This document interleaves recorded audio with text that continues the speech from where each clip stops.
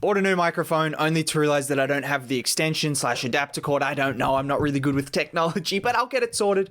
But as of right now, we're going to have to deal with this, which is slightly annoying, but that's not going to dampen the mood because it's Pistons basketball in, well, from whenever you watch this, it'll probably be in a day. I don't know the time zones, but basically, it's just around the corner. And I haven't talked about the Detroit Pistons in a while. I know some people wanted me to talk about them, but I was just waiting. Unfortunately, we did not get to see Cade Cunningham in preseason, which I'll discuss that. I'll discuss all of these things. Drop a like on the video if you can. It helps out a lot. Subscribe to the channel if you are new, or if you aren't and you haven't subscribed. Just saying, it would help out a lot, so that would be cool. It's been a little while since I've talked about Detroit. I've just waited. I wanted to see Cade play in preseason. Unfortunately, we did not get to see that happen.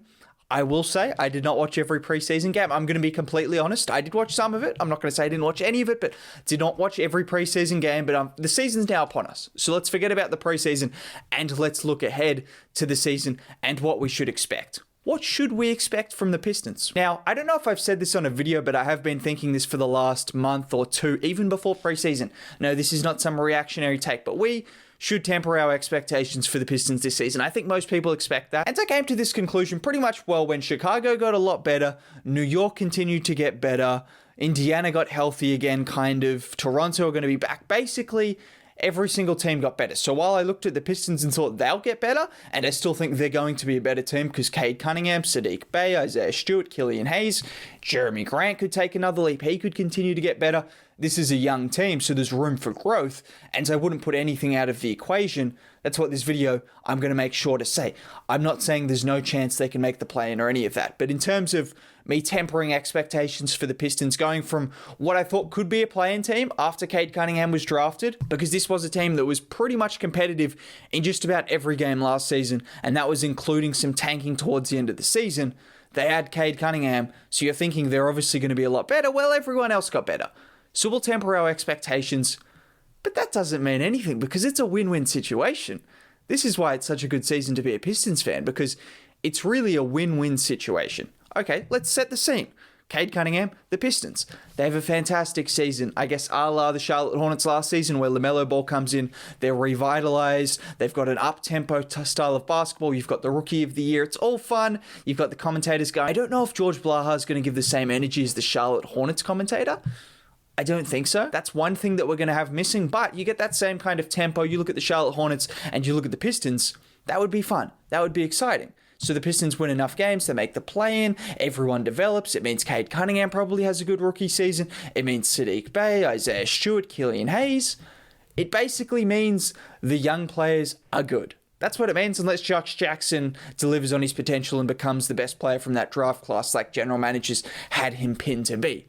But if that doesn't happen and it's just the young players, that's a win. The Pistons won't get the top-end pick, but they'll be a very young team that just made the play-in tournament. And then you look at the other side of the equation. Well, if they don't win enough games, they lose, and, well, they get a top pick.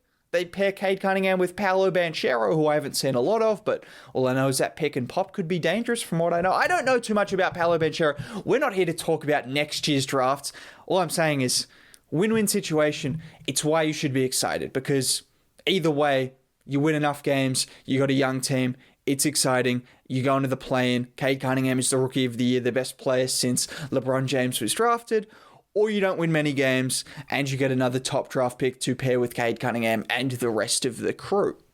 You see what? This is why it's exciting. But looking ahead, let's hope Cade is going to be healthy. It's hard to really say too much, but if we're looking at what he did in Summer League, there was enough. We saw enough. I know apparently he's fixing his jump shot, which some people question because he was shooting well in Summer League and he shot well in college and he's always been a good shooter. Actually, I don't know if he was always a good shooter, but he's been a good shooter the last few seasons at the very least. Just let them work. I'm going to let the coaches, I'm going to let the Pistons do their job. It's not some drastic overhaul. He's not completely changing his form. This is not Markelle Fultz. No, that is a very bad word to say. I'm sorry, Markelle, but no, we're not saying that about Cade Cunningham. No. But this is not Markelle Fultz. This is Cade Cunningham. He can tinker his jump shot. Hopefully he can be back healthy. I don't know at the time of recording. We might know by the time you're watching this video. But as of right now, it looks like he'll probably miss the first couple of games. Let's be honest, which is fine. This is someone that you're drafting to be the face of your franchise for like a decade. So it's very anticlimactic that the number one pick, the best pick the Pistons have had in so many years, a long, long time, way before I was born. It's very anticlimactic that he is not going to play opening night, but I would imagine that probably seems like the likely situation at this point in time, which is, it is what it is. But getting back to Summer League, we saw what Cade could do. He can dime. He can create. Defensively, he was so impressive. He just ticked every single box like he did in college. None of that changed in Summer League. I don't imagine any of that would have changed in preseason. And once he gets healthy, nothing's going to change in the NBA. The man is ready. The man is, 6'7". He's a point guard with vision. He can shoot. He can get to the rim. He can create for himself. He can create for others. I'm even losing my voice trying to say it. Like, that's what he is. He's going to be diming to the likes of Kelly Olynyk, who's going to be a nice addition. You look at the additions the Pistons have made. You bring in someone like Kelly Olynyk who can stretch the floor. Luka Garza, Kelly Olynyk 2.0. Like, no one's turning on a Kelly Olynyk highlights package. If you are, you probably need help. I'll tell you that right now. But you're still getting Kelly Olynyk on your team as someone who can space the floor, who can make the right plays. He's just a nice player to have. And he's going to be a nice outlet for Cade and Killian and someone who can stretch the floor and do all of that. So I'm happy for Kelly Olynyk to be on the team. We're not going to be watching any of his highlights, but we are going to be enjoying what he does for the team as a whole. In terms of other guys of note and what other things to note about the Pistons, well, you look at Killian Hayes, didn't have the best summer league, didn't play much in preseason, is a bit of a shame. I still have confidence in him. I believe he will get back. Apparently, he was looking really good in training. The guys were saying he was looking really good in training, so I hope that is true, and I hope when he gets back healthy on the court that he's going to be more aggressive because he's got all the tools. He's got all the tools. I saw a Bleacher Report mock article where it was trading away Killian Hayes for Kobe White, which I know a lot of people are probably on board with. I saw a lot of people were on board with. I wouldn't do it. I just wouldn't do it. Now, Kobe White's coming into his contract extension. Kobe White right now is a better player. He's got a higher floor. He's going to be, at the very least, a nice spark plug in the league. That's what he's going to be. But Killian Hayes has a higher ceiling, in my opinion, as someone who can facilitate, who can defend, who can create for others, and do it such a high level, at least in the glimpses we've seen. His passing, his vision is there.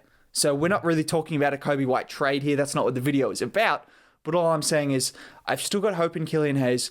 I still saw what I saw from Isaiah Stewart, which was, 17 and 13 in his last preseason game. He was gearing up. He was injured. He had to gear his way up. And, well, we saw what he did against Andre Drummond in minutes and just against those Philadelphia 76ers. That's what Isaiah Stewart's going to do. I feel like even outside of the younger guys, who I seem to talk about a lot, so I don't want to spend all the time talking about Saddiq Bey, Isaiah Stewart, Killian Hayes, and Cade. I've talked about them a lot, and we know what they're going to bring. Well, at least for three of them, I think Killian Hayes is still unknown. We can have confidence in him, but that doesn't mean we actually know what he's going to bring. We don't know that as of right now. Let's give Jeremy Grant some credit. Jeremy Grant, towards the end of the season, his efficiency dropped, but I could see him take a leap as a playmaker. He's someone that needs to learn to be a really good second option. Maybe he'll still be the first option this season, even with Cade, because he's still a damn good player. But going forward, if you want this team to be a championship contender, which is what everyone is building towards, Jeremy Grant, maybe he's not in that window. I don't know. He's only 28. He's still pretty young, so he's still at a good age. But he needs to be able to do more than just put the ball on the floor and try to score. And that's what he did towards the end of the season, which was what was impressive. He started to make plays. His efficiency did drop, but that was just a matter of him trying to do too much, in my opinion, on a team where he needed to do a lot. But he was starting to make plays off the dribble. He was seeing the defenders attack him and then kicking it out. That's what Jeremy Grant took a leap in. You look at other guys that improved. Obviously, Frank Jackson, Josh Jackson has shown a lot of defensive potential at different times. He actually showed it in glimpses in preseason as well. Like, he's athletic, he's a monster at different times, and sometimes he looks like an absolute world beater, other times he looks a little bit lost on the court. If we can find that in between for Josh Jackson a little bit more consistently, well, he's someone that you would love having off the bench. He's just that spark plug. There's a lot of room to be optimistic for this Pistons team.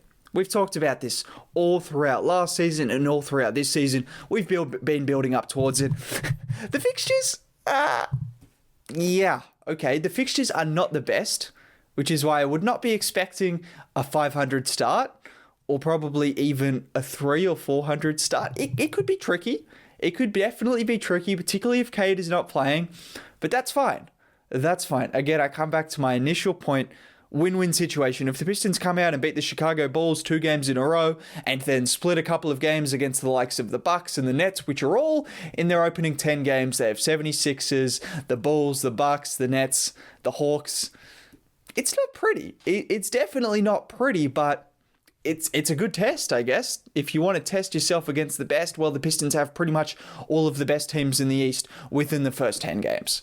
So that's something. I just wanted to come on here and talk about what I expect from them this season, which is probably to temper the expectations from initially when Cade was drafted and I was thinking, oh, we could make the playoffs. Well, more so we could make the play-in. That might be harder to do. I'm not going to put that out of the question because this is a team that lost so many close games and were competitive in so many games, and then add Cade Cunningham and then have guys that are going to improve most likely. That's going to be a solid team. That's definitely going to be a solid basketball team. But are they going to be good enough to compete with the likes of Chicago, who got a lot better, and these other teams that didn't even make the play-in last season? That's the question that we probably know the answer to, but there's still that level of optimism. Again, if we lose too many games, it doesn't matter. We want to see Killian Hayes. We want to see Cade Cunningham. We want to see Sadiq Bey, Isaiah Stewart, Jeremy Grant. Let's put some respect on that man's name. I do it all the time. I think we all do it. We forget sometimes this man made a huge leap. He's a really damn good player on a really solid contract. Troy Weaver, just a little bit of genius. Troy Weaver does not lose, and he's going to continue to not lose this season. And the Pistons are going to continue to not lose because a loss is a win. A win is a loss. A win is a win. Because a loss is a loss is a win. A win is a win. Pistons basketball is back. I'm losing my mind. I've got something cooking, so I got to get that ends. Let's hope the microphone is fixed by then. But by then, the Pistons will be playing. So that's cool. Have a great day.